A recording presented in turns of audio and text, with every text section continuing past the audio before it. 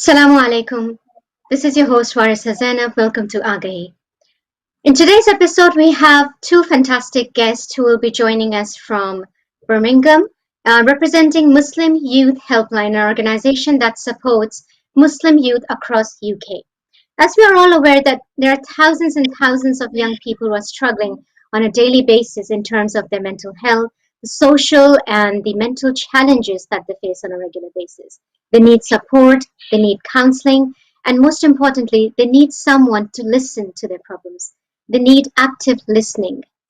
Muslim Youth Helpline is a fantastic organization that supports people. And we have the CEO with us today, Maria Mahmood. Assalamu alaikum, sister. Welcome to the show. Walaikum salam. Thank you for having us. And we also have with us Brother ABUBAKR HUSSAIN, who is the trustee of Muslim Youth Helpline. He is also a project management professional and has a lot of experience working with youth and society in general. Assalamu alaikum, brother, and welcome to the show. Wa alaikum salam, Sister Waritha. Thank you for having us. My pleasure. So let's start the show, inshallah. Sister Maria, if you could please give a little bit of introduction about the organization Muslim Youth Helpline and what it offers. I'd love to. So, Muslim Youth Helpline, we are an emotional support mental health helpline, and this year we are celebrating our 20th anniversary. So we've been around for 20 years and we operate throughout the UK. And what we offer, the service that we offer is we offer emotional support to vulnerable young Muslims in the UK. It started off 20 years ago, so 2001, and it started up by three 18-year-olds. And this is a lovely story because it reminds us of young people feeling the gap of support that they probably needed or their friends needed, and created this initiative. So it started 20 years ago in one of the young lads' their bedrooms. They had a very simple counselling model, and they would operate the helpline for a few hours every day. And through that, it grew. And today, we operate 4 platforms. So young people can reach us on phone, they can reach us on email, web chat, and WhatsApp. And we operate every day from 4 p.m. to 10 p.m. And depending on the nature of the concern or how comfortable people are, people tend to call us, or sometimes they tend to give us a few live updates via email. We've also started WhatsApp recently, so engaging with WhatsApp. And as an organisation, we're pretty. I mean, the impact we have is quite large, but as an organisation, we're pretty small and we're not that far removed from the people that we serve, which means that we can quickly adapt to the needs of the young people and the young Muslim in the UK, and that's how our platforms really develop and evolve, really. MashaAllah, that sounds absolutely fantastic. And I think more than ever before, people need that kind of support. People need those kind of helplines to reach out to and talk about the problems that they're facing. Brother Abu, I'm going to direct towards you. And if you have worked as a 999 call operator as well, that must have been pretty challenging and daunting in itself, listening to people and the extreme circumstances that they are exposed to. What kind of challenges people face on a daily basis? And I'm referring to young people. Sorry, are we talking about 999 in particular, or young people? You can also share the experiences that you had while working as an operator. Yeah, of course. So if when you ever I was working, any call from a young person. Yes, yeah, of course. So when I was working in the West Midlands Ambulance Service, this was one of the things that drew me towards working in the field of mental health and working with young people. When we deal with those calls, we're dealing with people who are in an incredibly acute moment of crisis. So, for example, we would deal with people who are feeling suicidal, which is something Muslim Youth Helpline continues with, and people who are feeling completely bereft of hope. But there is a beauty within that as well, because even when someone feels hopeless, there's still something within them. There is still a little part of them which is crying out for hope. That is what compels someone to pick up 999 or to dial for Muslim Youth Helpline. So they don't know what they're looking for, but they're hoping that maybe that there is something, and that is why our work is so essential. Like in my own calls, for example, I've dealt with. I remember one young lady particularly. She was a young Muslim girl, about 15, 16, and she'd stabbed someone. Now, Really? she wasn't the victim; she was the perpetrator. Now, many people would look away from that. They would just shun her and shut her off from society. But is her life, does it not have value? Does it not have dignity? And is she not calling us to try to find a way to better herself as a person? And yes, the criminal justice system exists, but there is also, we have to have that level of empathy and that passion and sympathy to be able to help someone overcome the moments of crisis. So yeah, Yes. that's one of the many things I took away from the ambulance service, and inshallah I hope to continue with MYH.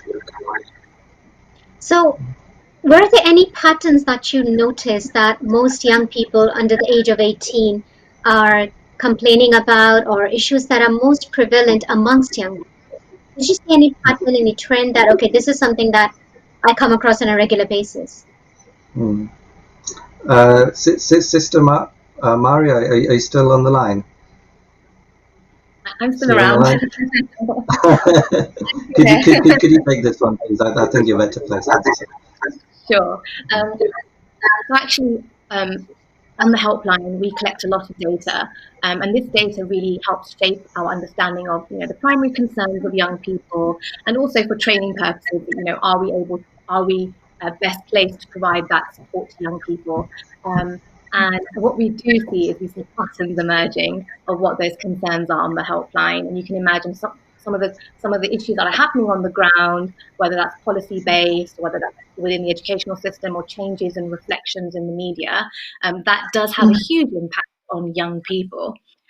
So, for instance, at the initial first lockdown, we saw a 313% increase in calls coming into the helpline. Now, this was a reflection of people who would usually use our helpline. And on top of that, people who had never ever thought about using a helpline, but suddenly felt the need to feel some kind of connection, or something who needed support during the lockdown.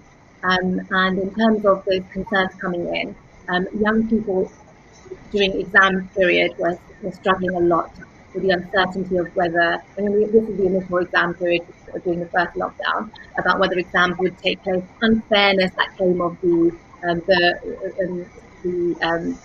lack of exams and the way Yeah. they were treated. On top of that, we had a lot of family issues arising, and so a lot of young Yes. people were really quite vulnerable at home, due to the increased care responsibilities of young people feeling ill because their loved ones were impacted by COVID. And as a community, as the Muslim community, we were greatly impacted by COVID and those stark numbers. So, young people feeling very vulnerable by the news, by the lockdown measures, and by the actual impact that they were having themselves with their community, with their loved ones. And coupled with that, we had our first Ramadan in lockdown as well. So Yeah. all of these small challenges accumulate and impact the young person, and those are reflected on the types of calls that we get on the helpline. So most recently, exams are over for a lot of young people, so they've got this very long, extended summer holidays, and we've seen now a Yes. change in the pattern of behaviour on the helpline. A lot of young people calling in about relationship advice, trying to understand boundaries within their families and their own friendship groups and things like that. So that's a huge issue currently on the helpline, about how to navigate that world that maybe they would have neglected during exam Yeah. period, but now is part and parcel of their life again. Thank you so much for that, Sister Maria. And thank you so much for joining us as well, for taking the time out. Just to remind our viewers, this is a live call-in show. So if you want to ask any questions, if you have any concerns, or if you want to give any feedback to our guests, please feel free to call in our studio number. You can also leave a message on our Facebook Hidayat TV YouTube and Facebook page. Brother Abu, you were Mhm. talking about some of the calls, for example, that you received where people were thinking about attempting suicide or people were Mhm. at the verge of ending their lives.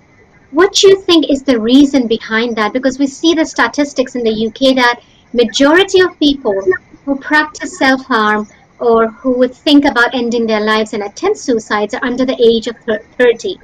Why do you think that is? Okay, yeah, I think that's an excellent question. And what I'd like to do is I want to, in a way, zoom out a little bit because what what we do is very important, but we have to recognize the broader picture of UK society, which is creating such concerns, and I think there's two levels here. First, that there is the broader picture of what is affecting young people, and then on top of that are the additional challenges, the intersectionality, shall we say, of being a young Muslim and of being predominantly BAME background. But when we look at wider young people society as a whole, that there is this one issue which we just cannot avoid, and which is Yeah. the stagnation of the UK economy. That there was this Mm-hmm. time when people, and these are our parents, our forefathers, when they were growing up in the 60s, 70s, 80s, that they lived in an era of constant economic growth. So this growth, Yeah.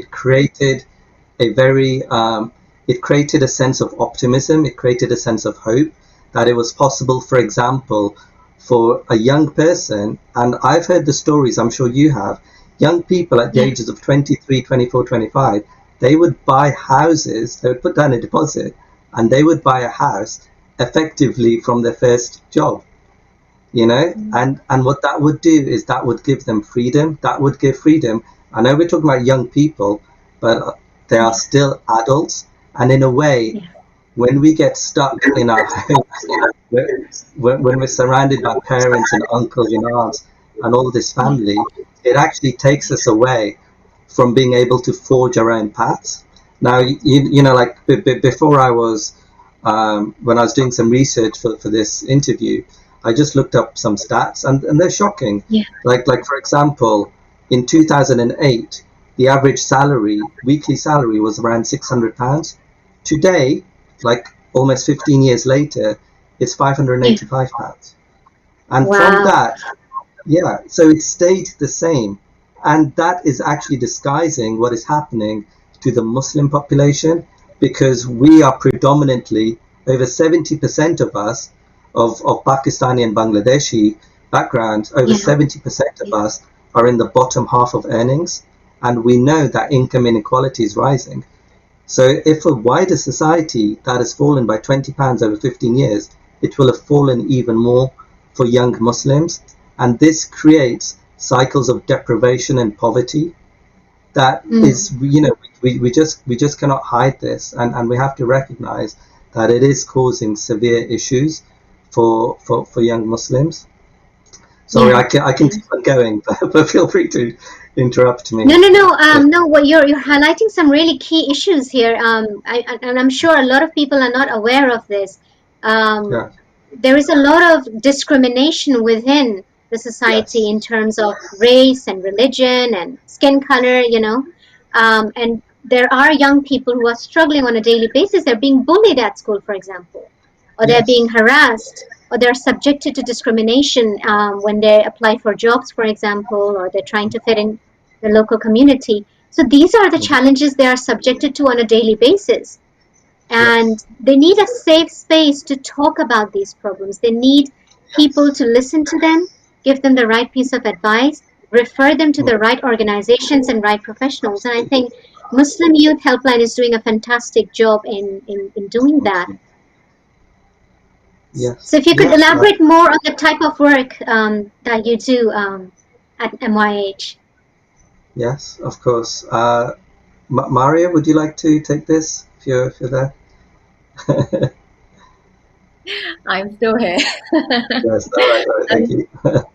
and thank you for those kind words, Risa. And like honestly, there are so many organisations out there that support young people. But the primary reason why Muslim Youth Helpline exists is that there is a need for young people to get support from a faith and culturally sensitive organisation. And that does not necessarily mean that we provide advice, whether that's faith-based or non-faith-based. But what it does mean is that we understand the lived experiences and the identities and the multiple identities that young people juggle every day, and that's young Muslims.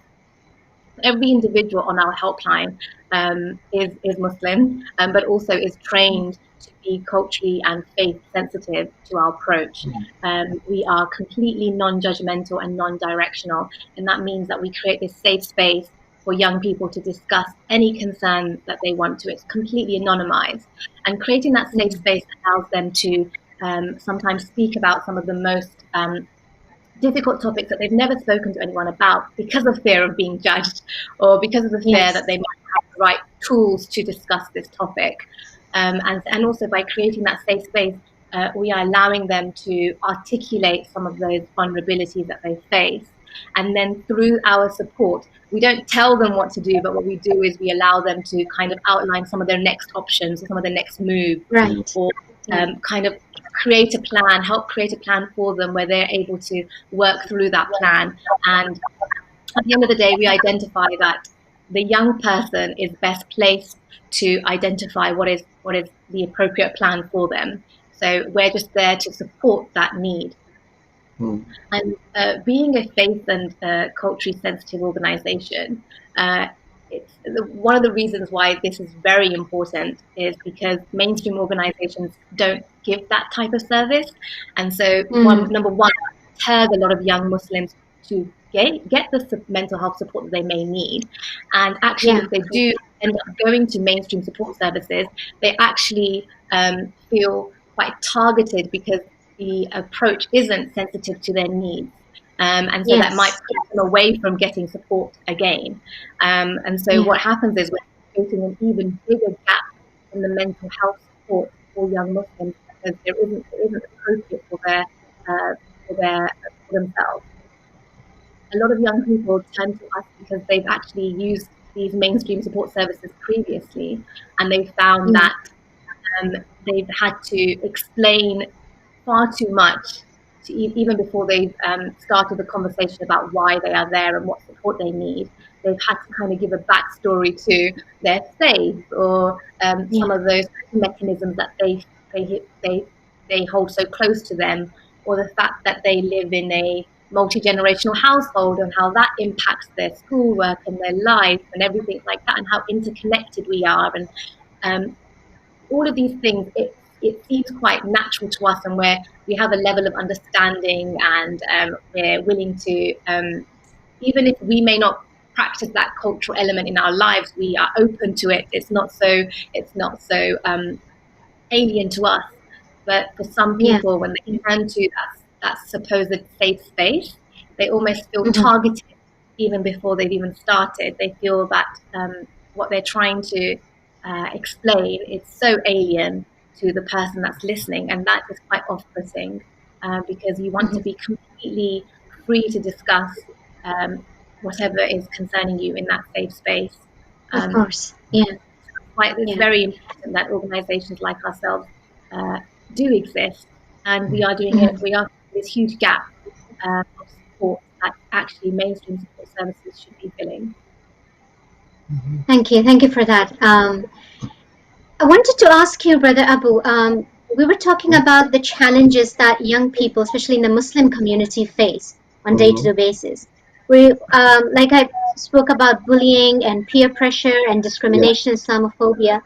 All of this contributes towards mental health difficulties that young people face. And looking at the statistics, a lot of young people are suffering from one kind of, or something to do with their mental health, whether it's anxiety or low mood, or some kind of phobia and low self-esteem. Like, there are so many things that a child or a young person can experience as a result of what they are going through on a daily basis, whether at school or college or at work. if I ask you to give some examples that you have come across Mm-hmm. in our community, in our society, when it comes to teenagers, what would that be? Mm-hmm. Okay, thank you. Okay, so I'm going to link this in with what Maria has been talking about providing faith and culture-based support, because as a community, we feel we're visible, but in a very strange way, we're also an invisible minority, because addressing ourselves as Muslims is actually very complicated for our broader secular society to recognize and to deal with. So even an organization like Muslim Youth Helpline, sometimes people go, whoa, hang on a second. When we talk about ourselves as being, alhamdulillah, as confident Muslims, that can throw people off. And so we have to call upon our other identities almost to access support and help. So that is why, for example, when I was looking at statistics, I would find it much easier to find statistics on Bangladeshis, British Bangladeshis and Pakistanis, and almost have to use them as proxies for the Muslim experience. And this is what young people face a lot of the time, because they are experiencing something which has to do with their identity, but it is a double form of discrimination, because they are facing, for example, Islamophobia, but they can't actually tackle it as Islamophobia. They have to approach it from a different perspective. So, for example, I'm just going to go off what's been in the news recently. There have been a couple of, shall we say, drivers which everyone is aware of, right? The first one is the recent conflict in Israel-Palestine, which young people felt very passionately about. And young people, of course, being young, that sometimes we cannot express our feelings in, shall we say, a secular compliant way. So there have been reports of young people being suspended for simply saying Free Palestine, or young people being suspended because they expressed their support for the Palestinian people in, shall we say, a method that was deemed inappropriate. And what that does is it actually inhibits all of us, because we see those people and they said Free Palestine in the wrong space, and then they think, well, hang on a second, I can't say this myself. So it dampens us down, and it actually stops us from being full participants in, shall we say, in the UK experience. But even the way the government deals with young people is not fair. Like, if we look at the way Shamima Begum and her two friends, that they were dealt with, these were young women who, pardon the time, but this is true, they were effectively sexually groomed, and they went to Syria. They were only 14, 15 years old. And we know of grooming cases in this country where where girls who were groomed were rightly treated as victims. But those girls are either, as far as I'm aware, they're either dead or they've lost their citizenship. What that does is it creates this feeling of second-class citizenship amongst young people, because we have to be careful that I would like the government, I would like us to no matter what we have done, to still be considered British. Yes, get sent to prison or whatever, be treated in the criminal justice system, but not to be deprived of our citizenship, not to lose access to the support which we should be entitled to. We are full citizens of this country. And a lot of the time, the way we are treated, it takes away from young people feeling full participants. And there's this other case just a couple of months ago, before the Israel-Palestine conflict, which was again this cartoon which keeps on being thrown in our faces, Charlie Hebdo. Why is it that a young person in school, they are being taught their faith and being shown what is to them a blasphemous image, right? I have seen anti-Semitic images shown in lessons about the Holocaust, where it is entirely appropriate to show them, because then we can see and appreciate the conditions that Nazi Germany created, right? And that is the right time to show something which is very hurtful. you know. But then why aren't we shown Islamophobic cartoons in the context of Islamophobia and how Islamophobia is damaging? On the contrary, we are shown those photos. Our children, young people, are shown those photos about their religion, and then they have to react to it. And if they react inappropriately, then organizations like Prevent or other disciplinary measures come in, and we get faced with this constant stigmatization. It is very difficult for young people to deal with that, because they are effectively being used as pawns by broader society. And what it does is it creates these wedge issues, where as Muslims we always have to be careful as to what we say. And I would say no other people, shall we say, no other community has to really deal with that. But we do. We are there. We have to cope with it. And I guess that's where the double standards of freedom of speech come in, that for certain communities they can speak anything, they can be vocal about issues that affect them, but when it comes to the Muslim community, they can't even express their feelings and sentiments about things that they're passionate about or things that matter the most. It's almost like saying that certain lives matter but certain don't. And I think children and young people, teenagers, they are unable to kind of express themselves, but they do tend to feel emotions deeply. And I have recently come across a lot of young people who had these discussions or arguments in school related to certain issues about religion and like the Palestine issue. And they were subjected to discrimination and hate speech and bullying just because of that. So I think that if you are growing up in this kind of environment, what are the chances of that child growing up with good level of confidence and a good level of self-esteem? Because they will be suffering from social anxiety, they will be socially inhibited, they may develop fears and phobias where they feel they cannot communicate with people, they will have problems with trusting people. There's so many issues that these young people are going to experience while growing up. So, if you could highlight some of the problems that you feel are quite common when a child transitions into adulthood, especially being a Muslim in the West. That's an excellent question. Maria, what are your thoughts here? And then I'll follow up. Maybe we could bring in some wonderful research that MYH did in 2019. So we surveyed 16 to 30-year-old young Muslims in the UK, and we found that 32% of our respondents had suffered through suicidal thoughts. 63% had suffered from anxiety. A quarter of our respondents had identity struggles, and half of respondents went to friends for help the last time they had any issues.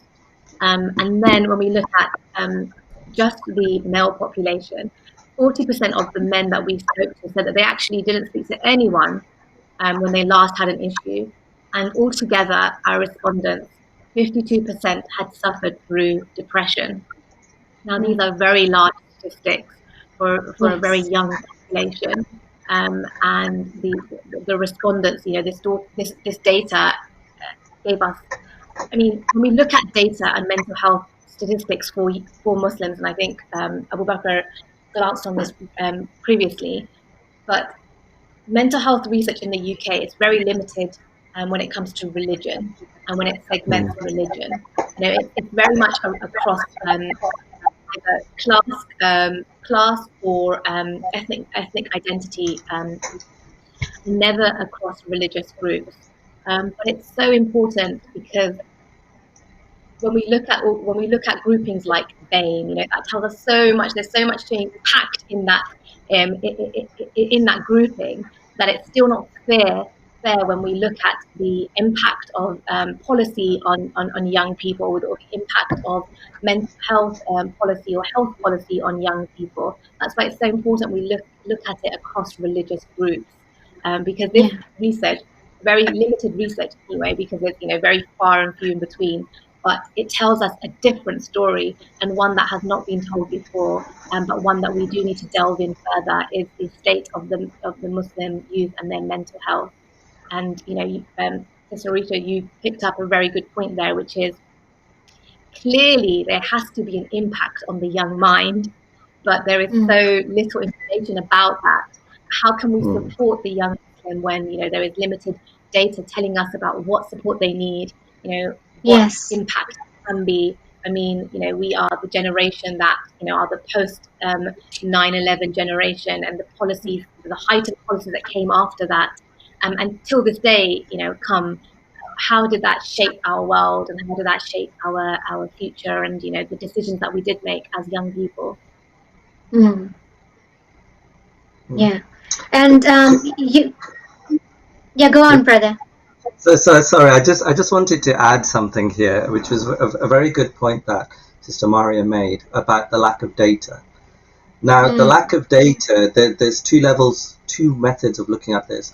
One, it is a governmental responsibility, undeniably, that if they were providing us with this data, if they allowed us to investigate what was happening in our communities, it would, of course, help us. The other aspect, way of looking at this, is our own responsibility, and this is, shall we say, one of my bugbears, one of the things which I get very passionate about, which is that our Muslim civil organizations, they were primarily built 30, 40, 50 years ago. They were built for they were built to help immigrants remember, shall we say, their back homes, right? So they would replicate those institutions. So, for example, masajid, alhamdulillah, they're getting better, but when we go to like a mosque in the subcontinent, in the Middle East, a lot of the time I'm very baffled, because they're effectively just prayer rooms. That's all they are. And this is what our mosques were like. And the reason this matters is because a lot of our funding went towards those mosques. A lot of our funding, and this is also very crucial, and alhamdulillah, like organizations like Islamic Relief and all of the international humanitarian organizations, you know, I have worked for one myself, as you know, that, you know, alhamdulillah, they do vital work.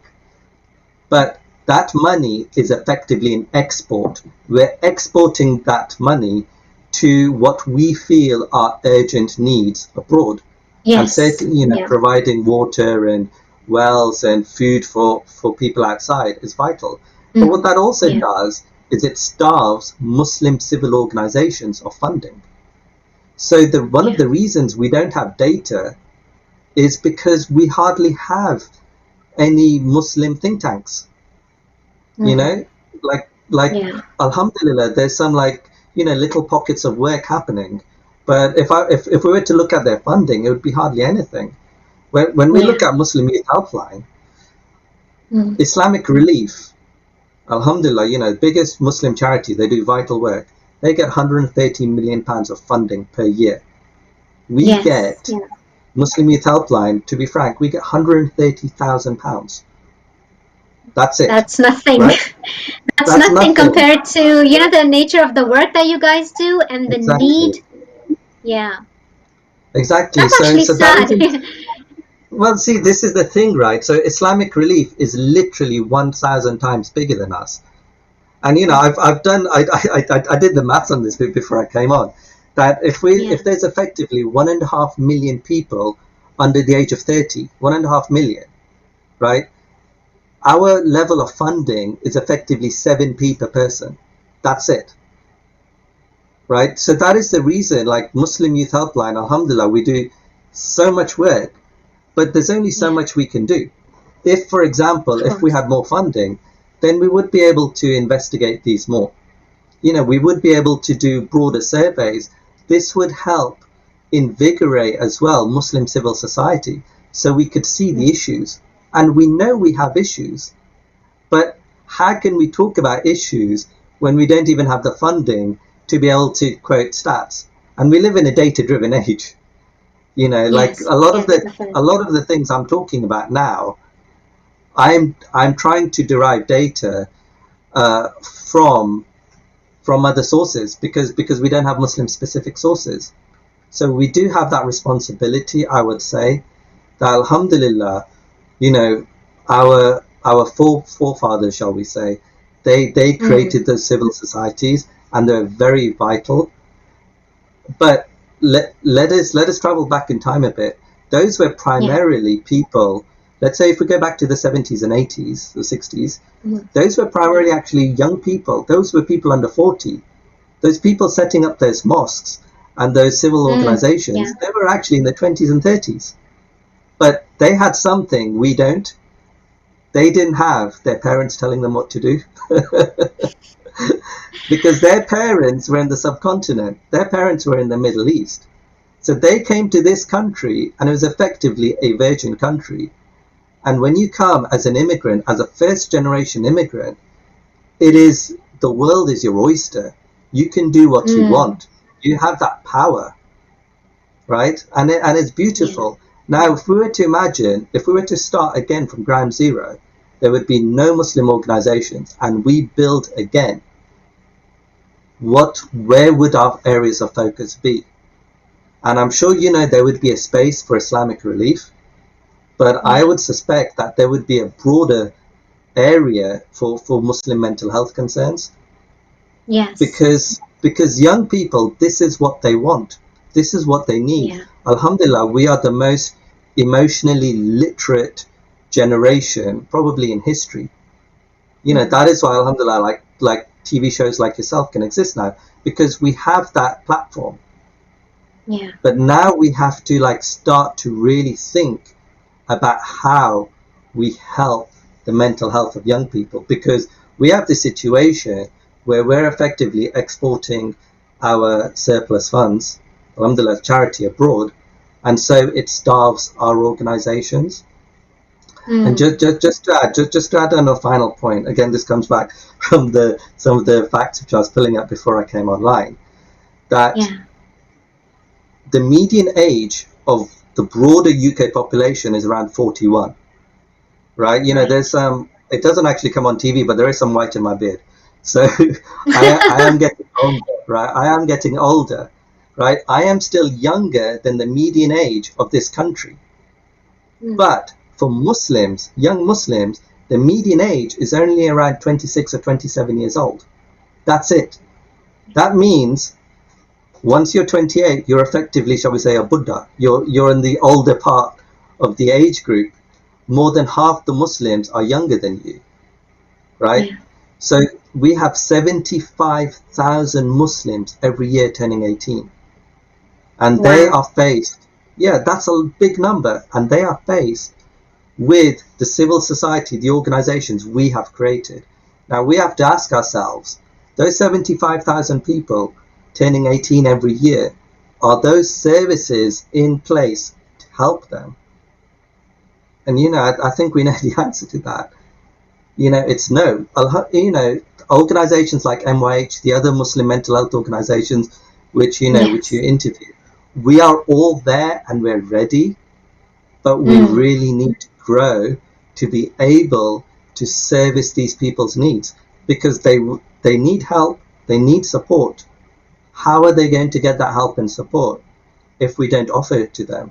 Like Sister Maria was talking about faith-based support, culture-based support. That is needed, because that makes people feel that they are listened to. And in mental health, that's very important. If someone doesn't understand your background and you feel you have to justify living in a multi-generational household, you feel like you have to explain every little aspect of your cultural identity, and it's almost like you're feeling judged before you've even had that opportunity to have a conversation. That is good. That is very difficult.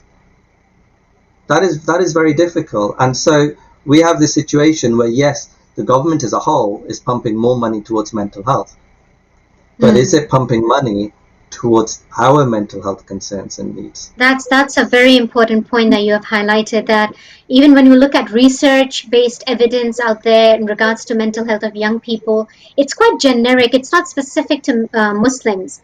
And the struggles and the daily challenges that Muslim youth face in the UK or Europe or any other Western country, it's slightly different to what somebody from another faith background or culture may be experiencing. So, in order to Yes. cater their needs specifically, like you said, we need more funding so that these Mm-hmm. organizations can be better equipped to offer those services. And yes, there Yeah. is this trend and this obsession with supporting humanitarian aid organizations that Mm. provide, for example, food packs or dig a water well. I know our community loves doing that kind of work. If you're raising funds, for example, some mental health related cause, and on the other hand, you have the option of constructing a bore well or a water well, most people will go towards that water project.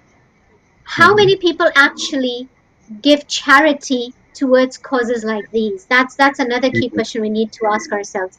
That why do we undermine mental health in general? Why is it that we Mm. do look after our body, but when it comes to our mind, we are so ignorant? We choose to be ignorant. We choose to Yes. not pay attention, and especially young people growing up in this environment, in this society, where, say, for example, their parents or grandparents were immigrants. Their challenges were different, but the challenges that are being faced by people under the age of 18 are totally different, especially with this global pandemic where most people were spending time inside their house. Like Sister Maria mentioned, children were uncertain in regards to their future, whether they'll be giving exams or they won't be giving exams. So these are new, unique challenges. These are like unprecedented times. And these young Mm. people need support and the right kind of support. And Mm. sometimes you can't speak with your family members. You can't speak to your parents about certain issues, certain things that are bothering you. And Mm. organizations like Muslim Youth Helpline, they are kind of a safe space for these young people. Yes. And you mentioned about young people thinking of suicide or ending their lives. This is a very serious matter. Um, I would like to ask you here, what do you think are the leading factors? What causes mental health difficulties or suicidal ideation in young people? That is a very difficult question to ask. It's philosophical in nature, really, isn't it? But the fact is, when we're dealing with people who are feeling suicidal, right? This is how I picture it. That there's many ways of looking at it, but effectively, um, there are, if you imagine there's some scales, right, and you have all of the benefits of continuing to live, and then you have all of the, shall we say, dare I say, the disbenefits.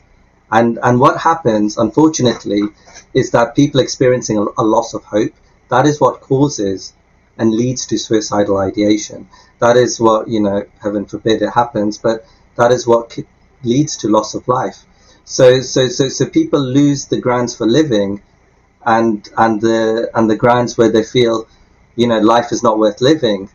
That, Mm, but the fact is that this is, a lot of the time this happens, it is very fleeting. And sorry to be frank, but this is what happens, that sometimes you hear about people who tried to commit suicide and they failed, and a lot of the time yes. they say, as soon as I did this action, I regretted it, because Mm, that hope I felt that hope again, and I wanted to live. yeah. That does happen, and this is where MYH's intervention is so crucial, because we want we want to be able to say to young people, there is hope. Just Yeah. someone listening to you and just saying, I understand, I am here for you. Here are some Yeah. other methods that you can help. That helps Yeah. to take people down a different path, and that is what we need to be able to do. And I hear about cases all the time, and because it's sensitive, of course, we can't go into Of specific course. reasons Yeah. Yeah. why people lost their life, but we have to be there for them. It's So just to get an understanding of what drives a person to that stage, so that parents who are completely oblivious to what's happening in the life of their child or adolescent, teenager that they have. Mm-hmm. What advice we can give to parents? What are the warning signs, for example, that parents should look out for, to figure out if their child needs help? Maybe the child doesn't feel comfortable, or the child is fearful of speaking about anything that the child has experienced, whether it's, say, for example, molestation, abuse, bullying, harassment. There are numerous problems that a child or a young person can come across, but the parents may not be aware. Yeah, no, that's a very good question. This there are no easy answers here, but it starts from even before that question is raised. It's about creating a non-judgmental, non-evaluative household where a Mm, parent has an open relationship with their child. That definitely. when a young person tells us something, we shouldn't mock them or condescend them or like laugh at them. Like if they say, oh, like a 6-year-old is saying, oh, look, I have a girlfriend, for example, like which sounds very silly. And it's very easy, Yeah, like culturally, for us to say, oh, astaghfirullah, this is terrible. yeah, yeah, This shouldn't happen, and then to give them the speech. And what that actually does is that young child then actually learns to filter themselves. So they no longer yes. speak to the parent. So when the Mm, actual issues start arising, when they're 13, 14, 15, it's almost too late. Like we yeah, hear, for example, about Shayukh, Islamic scholars being yes. asked by parents to intervene in the cases of their children. Mm, yeah, And a lot of the time, the sheikh just has to be honest and say, "This is too late. This person is an yeah, adult now. yeah, They've made their yeah. choice. Whatever that choice might be. They, Mm, where were you when they were growing up?" And this is what we yes. have to do. Like, there is, I will just give a shout out to another Muslim organization here. There's an organization called Approachable Parenting in Birmingham, Yes. and what? Yeah. Yes, yeah, yeah. So what they do very specifically is they want to create an atmosphere where children and parents can talk to one another openly. And so that is a responsibility of parents as well. It's not just of young people, but parents have to create that beautiful household of sharing and nurturing and care and caring to Yes. allow that Yeah. to happen. Yeah.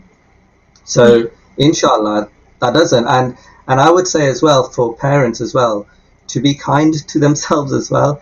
That Yeah. if you even ask this question, if you even Hmm. ask this question of how I can be a better parent, Yeah. alhamdulillah, you're 90% of the way there.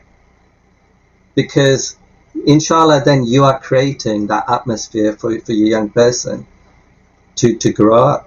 A lot of the Yeah. people that Muslim Youth Helpline, and the reason why we have to exist is because that support is unavailable or is just not there. Like for example, if someone is dealing with abuse in the Yes. family, who are they going to call?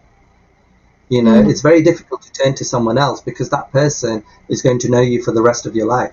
Even if you think that they will be there to support you, an organization like MYH is a very Yeah. useful gateway just to give a little bit of respite so that person can say, look, these are my issues. How can I solve them in a way? Like how can I move towards resolving this? And then inshallah Yes. MYH can offer advice and pathways. Ultimately, we all have that little bit of personal responsibility whether we choose to enact them, but it gives them that level of support that Hmm. is needed from outside of the family. And then inshallah, once they're more, shall we say, on the level and they're feeling better, then again, then they can start to access their existing channels of support. So, in a nutshell, if I may ask, what does Muslim Youth Helpline offers to young people apart from a support service that actively listens to their problems or concerns and research? Mm. That's another thing you pointed out. What else is there? I mean, that how does it differ from another Muslim organization? Okay, now that's a very good question. I think that when it comes to when you're dealing with charity work, that it is not a competition. We work Of course. in collaboration with everyone else. So, for example, you have Muslim women's specific helplines. You have I can never pronounce it, but Bernardo's. They do like a Yes. Bolo helpline Yeah. for Asians, Yeah. right? And we have all of these organizations who are all assisting. But what Muslim Youth Helpline has is that it gives people, shall we say, a further avenue of support. So would they, if they go onto our website, you know, they can find it via WhatsApp, via chat, you know, via text, via phone call, however they feel able to contact us, that they are able to. And yes, you know, we do offer, shall we say, specific signposts, but more than anything, and the reason why our organizations are important is it just gives people that level of support, that knowing it is there. Like, alhamdulillah, you know, when I was growing up, I'm just speaking from personal experience, when I was growing up, I never had to call Childline, but it was useful to know that Childline existed, right? It was helpful to say, okay, if something tragic happens in my home and I need to call someone, Childline is there for me. And that is exactly what an organization like Muslim Youth Helpline does. You know, inshallah, most young people will never need to use our services. But it's so helpful and important for them to know that these organizations exist, and that if in a moment of crisis, that we are there to help them. What about people who may not speak English as their first language? Do you offer bilingual services, like, you know, callers who are bilingual? I'm not actually sure on that. Maybe people can have a look at the website. Yes, yeah, I know. I'll have to check on that. I don't know if Sister Maria is still on the line, but inshallah, I will. As a new member, I'm not sure, but I will check that with my colleagues. But I know that primarily coming from ethnic backgrounds, you know, that all of us, most of us, can speak a couple of languages, so that service is available. I certainly know. I mean, my Urdu is terrible, but I certainly know. Like when I was in the ambulance service, that, you know, we would switch to whatever language was comfortable for that person. And, you know, certainly if someone calls in, I know we have Arabic speakers, we have Urdu speakers, Punjabi speakers. If someone calls in and they're seeking support, inshallah, I'm sure, you know, that there'd be ways that we could help them. Inshallah. Because we only have 4 minutes left, so if there's any final message you would like to give to our audience. Yeah. Okay. So very quickly then, I just want to say that humanitarian aid and all of that, I just want to confirm that is very important. That what I'm thinking about, and this is what Muslim Youth Helpline really does, is we're not offering necessarily support to a massive cross-section. What we really do is we offer support which helps change individuals' lives in this country. So, and that is what mental health wellness is about, really. That when you can intervene and help someone, you can effectively change their lives for the next 50, 60, 70 years. And what I would like, and I think what all of us would like, is a strong, robust British Muslim community which can look after our own. That we are that when people need zakat, that we can provide them with zakat. When people need mental health, we can provide them with mental health. When people even need, shall we say, like business support, that there'll be Muslim organizations which can say, okay, look, you know, this is how the best way to form a business. And if we create a really robust British Muslim civil society, that will give us the strength to not only to be an asset to the broader British community, and so people will go, wow, these are Muslims.